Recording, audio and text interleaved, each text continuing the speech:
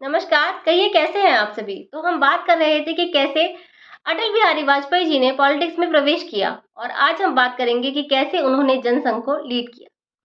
जनसंघ में एक और बड़ी ट्रेजेडी हो गई थी। 1967 में दीनदयाल जनसंघ के प्रेसिडेंट चुने गए, लेकिन वो सिर्फ 40 दिन से ज्यादा पोजीशन में नहीं रह पाए क्योंकि अचानक उनकी मौत हो गई और वो भी बड़े मिस्टीरियस तरीके से।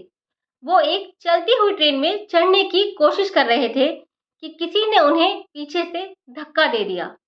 उनकी मौत के बाद आरएसएस के लीडर एमएस गोलवालकर जनसंघ के नए प्रेसिडेंट बने। पुराने प्रेसिडेंट बलराज मधोक पोजीशन के लिए काफी लॉबिंग कर रहे थे, लेकिन गोलवालकर को अटल एक बेटर कैंडिडेट लग रहे थे। अटल को जब पता चला कि उनका नॉमिनेशन जनसंघ के प्रेसिडेंट के लिए हो रहा है, तो वो बड़े शॉक्ड थे। मैं दीनदयाल की जगह कैसे ले सकता हूँ, ये ख्याल उनके मन में आ रहा था। लेकिन अटल ने अपनी पूरी जिम्मेदारी निभाई और एक अच्छे लीडर के तौर पर उनकी एक स्ट्रांग इमेज उभर कर सामने आई। अटल ने एक मजबूत टीम बनाई जो उनके साथ मिलकर काम कर सके।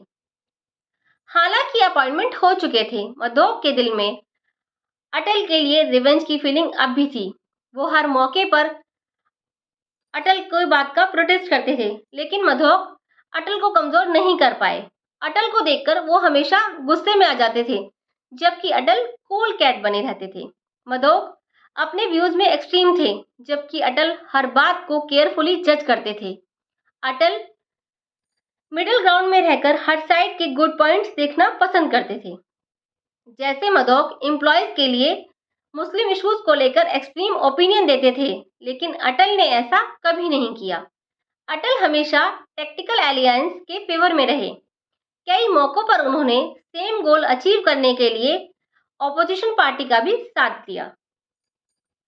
अटल ने एक बार कहा था कि पॉलिटिकल अनस्टेबिलिटी अवॉइड नहीं की जा सकती। इसी बीच अटल को कई बार इंदिरा जी के साथ भी डील करना पड़ा। जैसे कि एक बार दोनों फेमस पॉलिटिशियन दिल्ली के जूनियर डॉक्टर्स के इशू पर डिसएग्री हो गए थे। ये जूनियर डॉक्टर्स सैलरी बढ़ाने की डिमांड कर रहे थे। इस पर इंदिरा और अटल के बीच पार्लियामेंट में जमकर डिबेट हुआ। इंदिरा ने कहा, गरीब लोग तो कोई कंप्लेंट नहीं कर रहे, ना तो ये हंगर स्ट्राइक पर बैठे हैं और ना ही नॉन कोऑपरेटिव बिहेव कर रहे हैं, तो ये लोग क्यों कंप्लेंट कर रहे हैं जो अच्छे खासे पढ़े लिखे हैं? मैं हैरान हूँ, मुझे ये बात समझ नहीं आती। इस पर अटल ने जवाब दिया था, क्या ये बात समझने के लिए कोई स्पेशल एफर्ट लगाना पड़ेगा?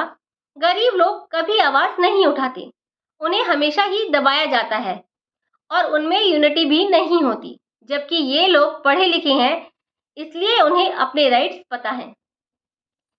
इसी तरह कई इश्यूज थे जिन पर इंदिरा जी और अटल जी के बीच डिसएग्रीमेंट था।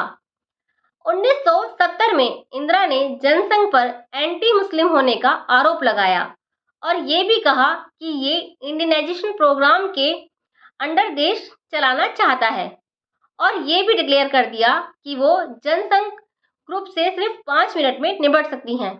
अटल को ये बात बड़ी बेतुकी लगी।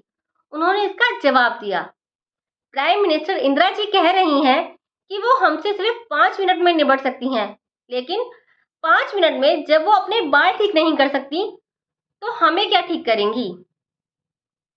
अटल ने आगे ये भी कहा कि उन्हें नहीं पता इंडियनाइजेशन का मतलब क्या है।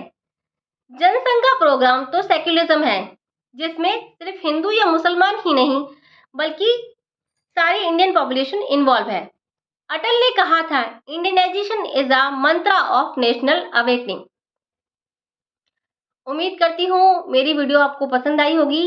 अगली वीडियो में मैं चर्चा करूंगी अटल जी की लव लाइफ के बारे में और उनके पोएट्री के शौक के बारे में। आज के लिए बस इतना ही।